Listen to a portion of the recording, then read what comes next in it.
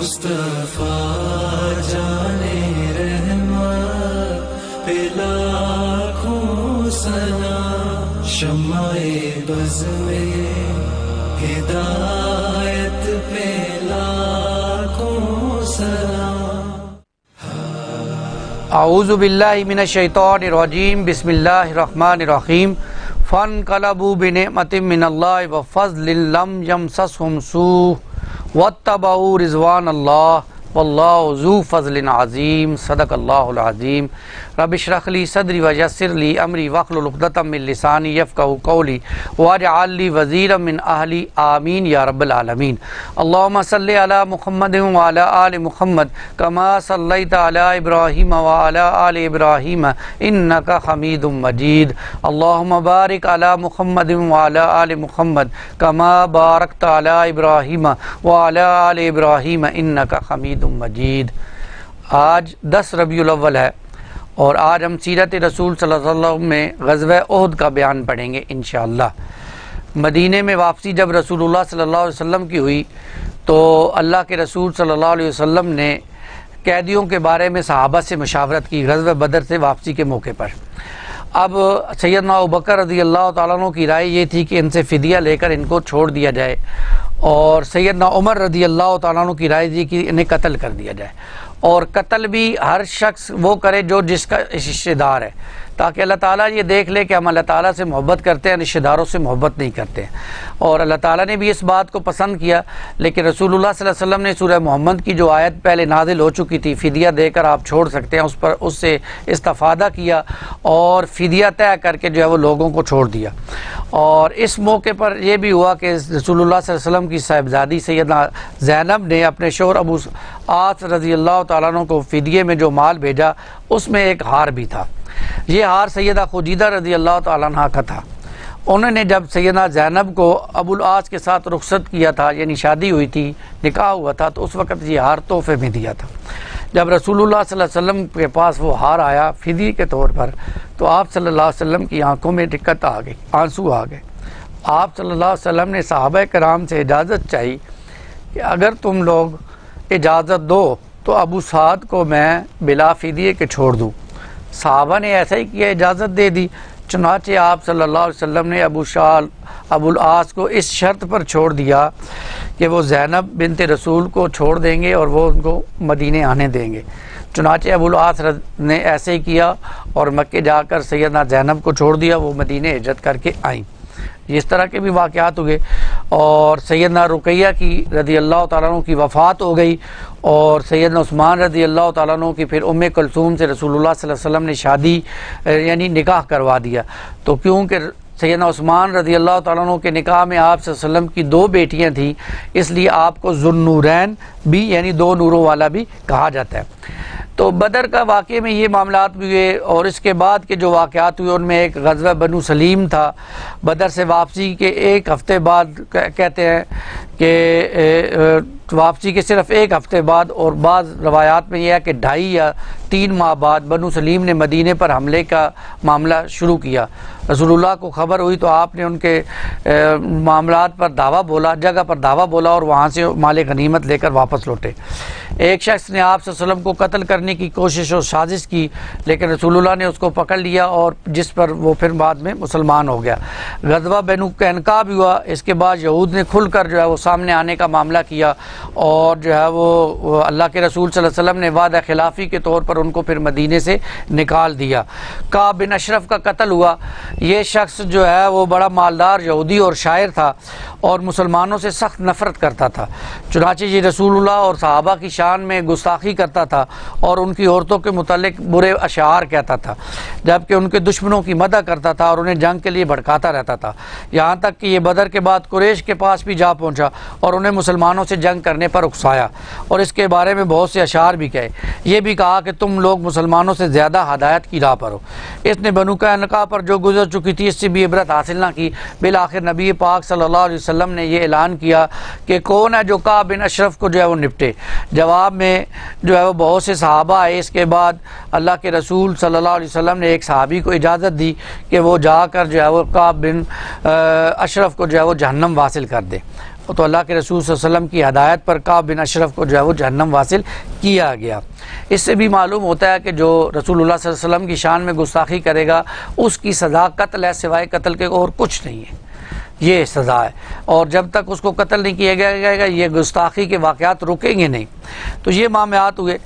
اس کے بعد سن 3 ہجری میں غزوہ احد ہوا، اور اس کا پس منظر یہ تھا کہ غزوہ بدر کے بعد اب جب ابو سفیان کا لشکر بھی پہنچ گیا تو ان لوگوں میں غم و غصے کی لہر دوڑ رہی تھی، تو بہت بڑا ہوا تھا۔ تو انہوں نے کہا کہ یہ جو ابو سفیان کے لشکر سے کمائی آئی ہے، یہ ساری کی ساری کمائی ہم جو ہے وہ مسلمانوں کے خلاف جنگ میں لگائیں گے۔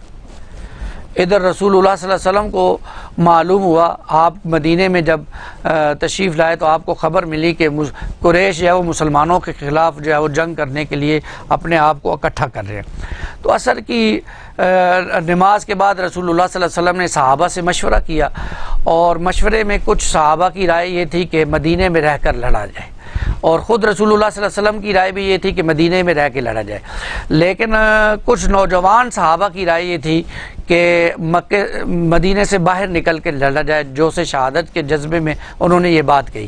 اور بائی چانس عبداللہ بن ابی کی رائے بھی یہ تھی کہ مدینے میں رہ کے لڑا جائے، لیکن رسول اللہ صلی اللہ علیہ وسلم نے مشاورت کے بعد نوجوان صحابہ کی رائے کو سامنے رکھتے ہوئے فیصلہ فرمایا کہ ہم مدینے سے باہر جا کر لڑیں گے۔ آپ صلی اللہ علیہ وسلم اپنے ساتھ جو ہے وہ 1000 کا لشکر لے کر نکلے ہیں، اور آپ صلی اللہ علیہ وسلم جب جبل احد کی طرف جا رہے تھے تو راستے میں مقام شیخین پر پہنچ کر آپ نے لشکر کا معائنہ کیا، اور جو چھوٹے تھے انہیں واپس بھیج دیا۔ البتہ 2 چھوٹے صحابی تھے، ان کو واپس بھیجا تو انہوں نے کہا کہ یا رسول اللہ ہم دونوں میں آپ جو ہے وہ کشتی کرا دیجئے، جو کشتی جیت جائے گا اس کو آپ ساتھ لے جائیے گا۔ تو پھر دونوں میں کشتی ہوئی، ایک صحابی جیت گیا، اللہ کے رسول صلی اللہ علیہ وسلم نے ان کو ساتھ لے لیا، ان کو ساتھ جانے کی اجازت مل گئی۔ مقام شیخین پر آپ نے مغرب اور عشاء کی نمازیں پڑھی، وہیں رات گزاری اور لشکر کی حفاظت کے لیے 50 پہرے دار مقرر فرمائے۔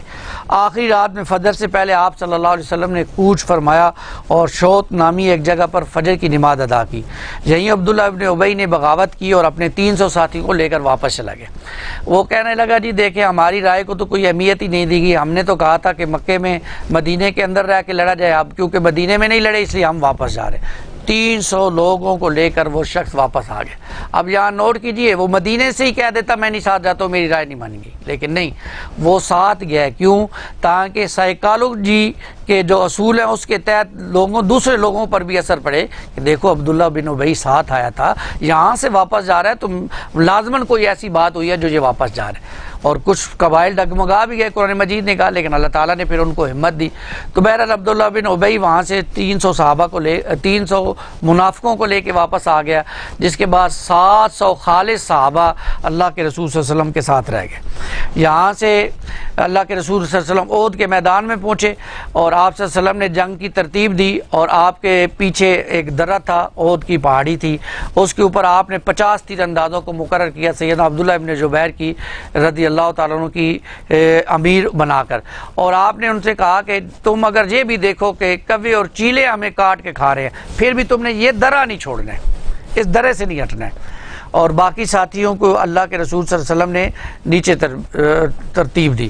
ادھر قریش کا لشکر جو ہے وہ 3000 کا لشکر وہاں سے چلا، اور بہت زیادہ سامان ان کے پاس، بہت زیادہ عورتیں بھی ساتھ اس دفعہ آ رہی کے ساتھ گا گا کر اپنے مردوں کا جو ہے وہ خون کھولے تاکہ ان کا تو واپس نہ بھاگ کے آئیں، تو وہ بھی ساتھ آ گئے، انہوں نے بھی آ کر اپنا جو ہے وہ لشکر ترتیب دیا۔ اب مبادرت ہوئی، تو مبادرت میں جیسے پہلے ہوا تھا بدر میں ایسے ہی اب بھی ہوا، مسلمانوں نے ان کو قتل کر دیا، اور اس کے بعد جو ہے وہ کھلی جنگ شروع ہو گئی، مسلمانوں نے ان پر حملہ کیا۔ 3 مرتبہ خالد بن ولید نے کوشش کی کہ اس درے سے حملہ کیا جائے مسلمانوں پر، لیکن تیر اندازوں نے ان کو واپس بھیج دیا، وہ پیش قدمی نہ کر سکے، اور مسلمانوں کو فتح ہو گئی، قریش پیچھے بھاگنے لگے۔ اب جو 50 تیر انداز موجود تھے وہاں پر، ان میں آپس میں جو اختلاف ہو گیا، ان میں سے 35 نے یہ کہا کہ یہ معاملہ تو شکست کی صورت میں تھا، جبکہ اب ہمیں فتح ہو گئی ہے، اس لیے ہمیں بھی جا کر مال غنیمت کو سمیٹنا چاہیے۔ تو 15 نے سیدنا عبداللہ بن زبیر رضی اللہ تعالیٰ عنہ کے ساتھ کہا کہ نہیں ہم یہی رہیں گے، اللہ کے رسول نے منع کیا ہے۔ تو وہ 35 نیچے اتر گئے۔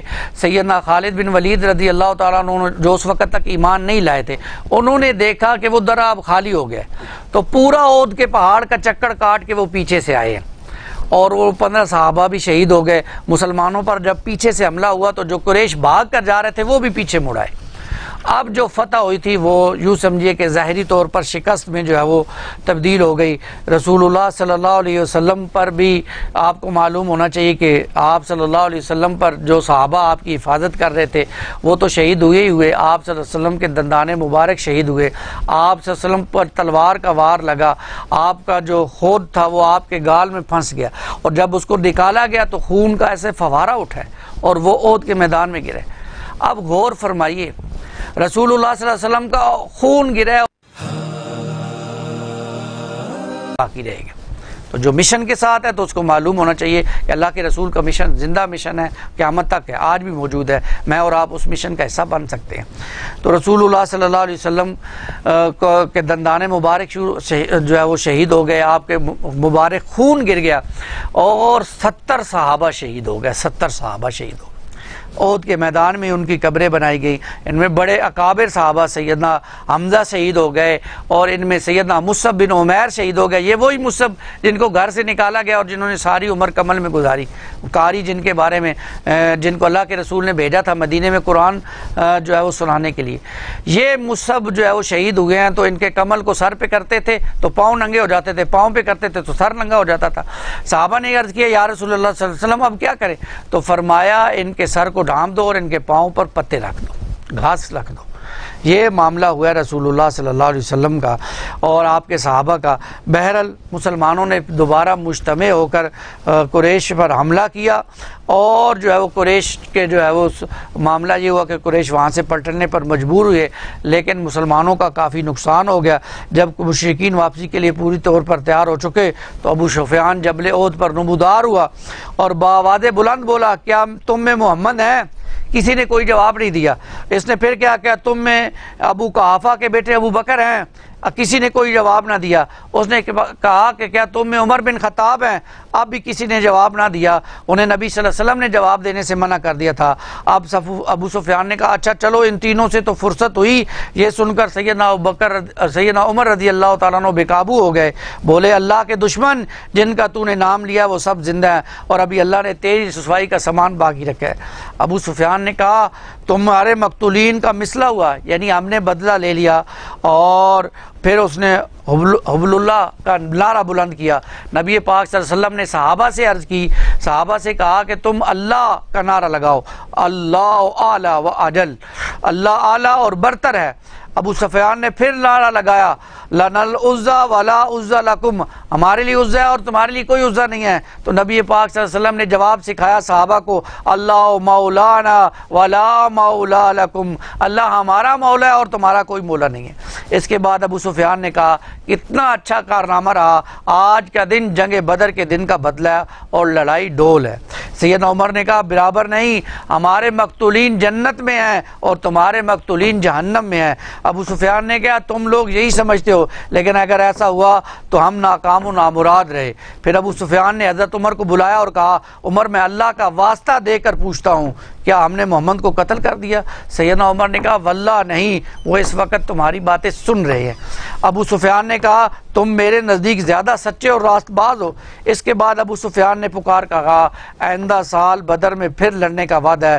رسول اللہ صلی اللہ علیہ وسلم نے ایک صحابی سے فرمایا کہہ دو ٹھیک ہے، اب یہ بات ہمارے اور تمہارے درمیان طے ہے۔ تو یہ احد کا واقعہ ایک معمولی سی غلطی کی وجہ سے فتح سے شکست میں تبدیل ہو گئے۔ رسول اللہ صلی اللہ علیہ وسلم کی بات نہیں مانی، ایک ذرا سی بات نہیں مانی، تو آپ اندازہ کریں کہ پوری جنگ فتح کی ہوئی شکست میں بدل گئی۔ اور آج ہم مسلمان رسول اللہ صلی اللہ علیہ وسلم کی کتنی باتیں نہیں مانتے، کتنی سنتوں پر عمل نہیں کرتے، آج پوری دنیا میں رسوا ہو رہے ہیں صرف اس وجہ سے کہ رسول اللہ صلی اللہ علیہ وسلم کے دین کو چھوڑ دی۔ اللہ تعالیٰ مجھے اور آپ کو اللہ کے رسول صلی اللہ علیہ وسلم کی سچی محبت نصیب فرمائے اور آپ صلی اللہ علیہ وسلم کے دین کو پکڑ کر تھام کر اس مشن کو لے کر اٹھنے کی توفیق عطا فرمائے، آمین یا رب العالمین۔ کل انشاءاللہ اگلے غزوہ احزاب کے ساتھ ہم دوبارہ حاضر ہوں گے. آج کے لیے اللہ حافظ. السلام علیکم ورحمۃ اللہ وبرکاتہ.